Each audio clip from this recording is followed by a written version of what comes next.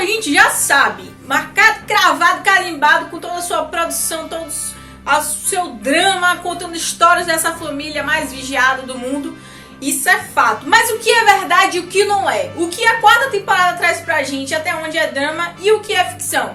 Então bora lá, bora começar esse vídeo, mas antes, não esqueça de fazer aquela velha curtida marota, aquele velho comentário sensacional e aquela inscrição que é importantíssima para esse canal. Vamos agora começar a falar mais curiosidades sobre The Crown. O caso das primas negligenciadas da família real. Na série a gente fica chocado com a informação de que por conta da abdicação do irmão do Rei George, tudo foi remanejado, foi escondido para que ninguém duvidasse da linhagem da família para tomar o posse da coroa, para tomar poder sobre a coroa, sobre a monarquia. Mas isso na real foi descoberto de outra forma. A rainha mãe não tinha conhecimento, como se diz na série. Ela só teve conhecimento isso anos depois, nos anos 80. E perto da morte de uma das primas, que uma delas morreu em 86. Em 87 isso veio a conhecimento público. Não só dela, como da outra irmã e de outras pessoas da família que tinham exatamente o mesmo problema. Não se sabe se a princesa Margaret realmente se envolveu na história como na série. Mas realmente isso aconteceu. De fato essas primas existem. Tanto que no final do episódio a gente tem o quê? Tem a foto delas, a foto real.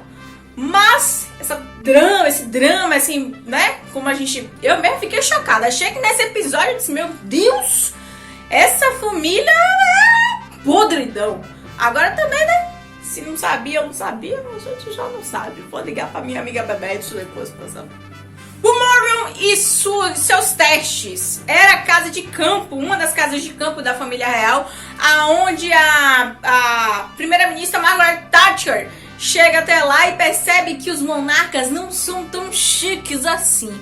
Que existe o quê? Aquela situação meio chula, segundo ela. Eles são desleixados, eles não são tão merecedores da coroa. Ela, em 2 ou 3 diálogos com o marido, ela relata isso e ela não se adapta e pega as coisas e vai embora. Pica a mula porque não aguenta ficar naquele local de gente tão chucra. Mas isso não aconteceu. Ela ficou a visita toda.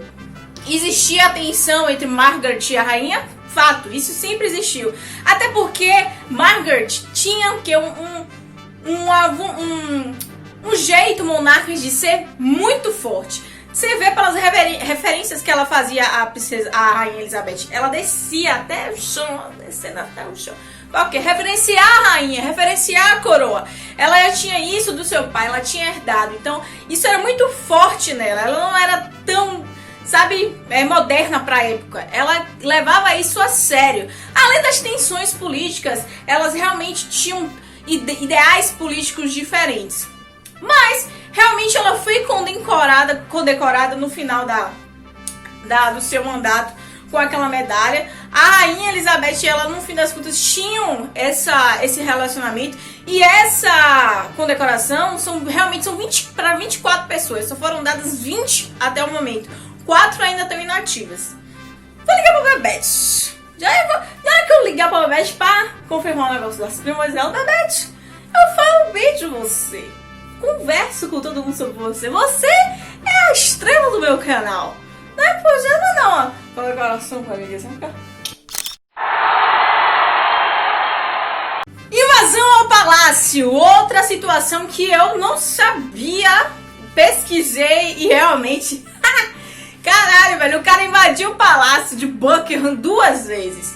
Uma, ele não conseguiu ter acesso à rainha. E a segunda, ele realmente entrou no quarto e conversou com a rainha. Esse diálogo até hoje é um certo mistério. Apesar da rainha ter comentado uma coisa ou outra em suas biografias, o que a gente sabe é o seguinte, que ele foi preso não pela invasão, porque na época isso não era crime, mas por ter roubado da primeira vez uma garrafa de vinho, que segundo ele tomou para o quê? Para ter coragem de falar com a rainha.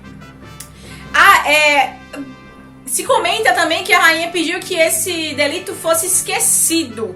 Não se tem certeza, mas os rumores que rolam é justamente esse. De que ela teria pedido que ele não fosse preso, que fosse perdoado pelo crime. Hoje em dia, só em você passar pelo portão sem autorização, tu já tá sendo enquadrado colocado dentro o quê? Do Chilindró, parceiro. Porque pra chegar perto de Bebete e da sua família tem que ter autorização. Você tá pensando que é o quê? Você tá pensando que é igual a mim, que sou assim? Com o Bebetinho? Não, meu amigo, não é assim não. Agora a gente vai entrar numa sequência de fatos, porque a gente sabe que Margaret Thatcher e Bebete são estrelas assim como quem? Diana. Querendo ou não, curiosidades sobre a vida de Diana e Charles, eu acho que são uma das maiores. É o que um dos carros-chefes dessa situação. Porque eu vou lhe dizer, viu?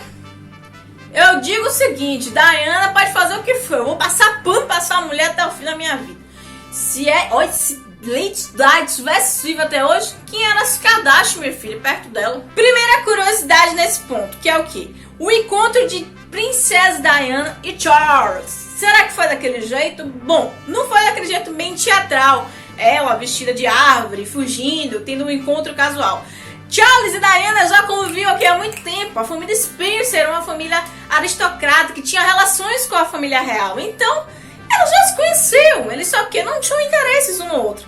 Quando Charles começou a namorar a irmã de Diana, ele teve... Eu te conheço. Começou o quê? A observar Lady Di. E aí, quando o relacionamento acabou, o interesse dele aumentou. Por quê? O seu tio, aquele tio lá que vive dando conselho a ele, que eu esqueci o nome dele agora, que eu vou estar passando aqui na tela. Ele dava muitos conselhos a ele sobre o quê? Sobre ele achar a mulher perfeita para casamento. Isso a gente vê tanto na terceira temporada, como nessa, entendeu? Ele bate de pé a mesma coisa. Curta a vida, mas na hora de casar, meu filho, você tem que casar com uma seta. Então ele vê em Diana tudo aquilo. E aí rola o quê? Esse encontro, esse interesse, essa paixão, não é verdade? Charles realmente tinha ciúmes de Diana, realmente era aquela situação toda, ele ficava se sentindo incomodado em ser o segundo quando estavam os dois juntos. Sim, ele tinha ciúmes, ele não gostava. Aquela apresentação em que ela faz no dia do aniversário dele aconteceu realmente, aquilo foi real. A briga depois a gente não tem muita certeza, entendeu? Há boatos, rumores de que ele não gostou da apresentação e que isso foi um mal-estar entre os dois. O fato é o seguinte, Lady Di se tornou um ícone. E a popularidade dela em cima do mundo não foi nem em Londres, não é nem em relação à monarquia, em relação ao mundo. Ela era uma mulher tão cativante, tão espontânea, tão solícita com as pessoas que estavam à sua volta, que isso tomava conta da sala, tomava conta do lugar em que ela estava. E Charles, com aquele jeito dele insosso, que bicho sem graça, viu? E ele fazia sucesso quando era solteiro. Eu não entendo o que é que essa mulher via nele. Mas, tudo bem. Lady Di e a viagem para a Austrália. O que é verdade e o que não é. A viagem realmente aconteceu. O príncipe William realmente participou dessa viagem junto com seus pais quando ele era um bebê. Mas aquela cena, aquela parte que ela viaja a metade da Austrália para ir até perto de William, porque ele está aqui afastado da mãe por alguns dias, aquilo não aconteceu, aquilo não é real. Eu até achei estranho quando assisti, porque assim, todo o cronograma da viagem real é feito em cima do monarca, enfim, da realeza. O que eles querem, qual é a melhor posição para eles, afinal eles são todos da porra toda, na verdade. E ela não se separou de William, aquilo foi mais uma dramatização, pra ter aquele momento de Charles e Diana, pra ter aquela situação romântica, enfim. Agora ela realmente viajou com o príncipe William, e isso não foi também um problema. Ela não teve que bater pé e dizer tal. Ela realmente era uma mãe muito, muito grudada com os filhos, então ela não permitiu que William não ficasse com ela, entendeu? Eles viajaram juntos, isso não foi um problema. A viagem foi um sucesso, e é aí que o mundo ainda mais conheceu Lady Di. Outro ponto importante da história de Diana, que é relatado na série, que é o quê? Bulimia e traições. Realmente a Lady Di passava por esses problemas em relação à bulimia. Isso, como eu já falei no vídeo de The Crown, falando da 4ª temporada, as impressões que eu tive, que tá passando o card aqui em cima, se você não viu, vai ver depois. As impressões que eu tive foi que foi muito importante a Netflix tocar nesse assunto, salientar, avisar de que vai falar, e saber que a Lady Di realmente passou por aquilo, como passou. Na época do casamento, foi uma época em que ela emagreceu muito. A cintura dela estava entre 68 e 67 e diminuiu para 52. Pra você ver como a pressão, como todos esses problemas emocionais afetaram bastante Lady Di na época. Outro fator importante que a gente também vê é o que as traições. Leslie traiu o príncipe Charles? Traiu, gente. Só aconteceu também, o cara não era presente. Ele tinha lá aquele envolvimento com Camilla Parker. Você queria que ela fizesse o quê? Não tô justificando não, hein? Não tô dizendo que você pode trair não. Mas ela traiu. Aconteceu. E eu continuo passando pano para a minha querida Leslie. E a gente já puxa outra curiosidade. Realmente, príncipe Charles traiu Camilla? Como eu falei, sim. Existiu a traição. Afinal de contas, ele queria casar com Camilla Parker desde o início. Mas não casou por quê? Isso é relatado lá na terceira temporada. Porque ela não se enquadrava nos padrões da família real.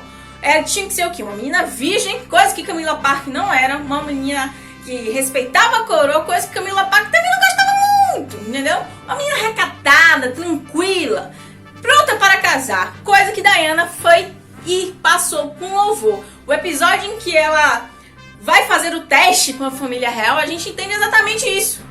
É uma menina que agrada a todos, que é o exemplo, que poderia ser sim a futura rainha de Londres, da Inglaterra. Só que Camilla nunca chegou nem perto dessa situação. Há outros boatos também de que Príncipe Charles não queria casar na época em que eles estavam tendo romance. Outros de que ela que não queria casar e sim casar com o marido da época, que era o Angel, que era até primo dela. Enfim, mas o mais forte de todos é que ela não se enquadrava na família real. E por isso ele não se casou. Mas o amor falou mais forte, né? Esse amor.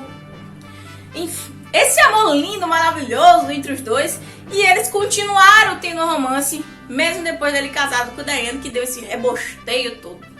Intervenção de Bebete e Philip, o que? Num casamento de Diana e Príncipe Charles. Houve aquela conversa, houve toda aquela preocupação que de Bebete em relação ao casamento de Charles e Diana. Sim, houve.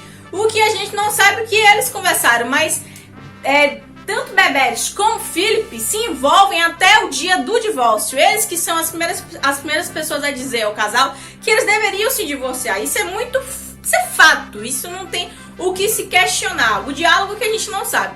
Uma coisa que eu quero deixar claro pra vocês: o seriado é muito bom, drama é perfeito, tudo que é dito é muito bem pesquisado. Algumas coisas são acrescentadas justamente para deixar o quê? Um enredo mais completo. Mas não deixa de ser veracidade quase tudo que tá ali. Muita coisa é dita daquela forma. O problema é só a gente dar um enredo para aquilo. Por isso algumas coisas são acrescentadas, para a história não ficar meia vaga. Também tem aquela história, né? Existem rumores, porque sempre tem o quê? Um fofoqueiro no palácio de Buckingham para contar para alguém o que tá acontecendo. Mas óbvio que a fonte nunca pode ser revelada. Então a gente fica nessas rumores.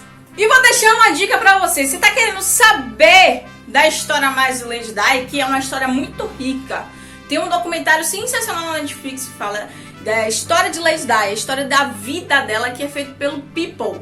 É muito interessante, muito bacana. Você entende desde a infância de Lady Di até a morte dela. Cara, assiste, entendeu? É muito bom. Você vai se tornar um passador oficial de pano de Lady Di se você não é. Só isso que eu tô falando. No mais, eu digo a vocês o seguinte: vamos ter sim mais vídeos de The Crown neste canal, porque Bebete é dona da porra toda.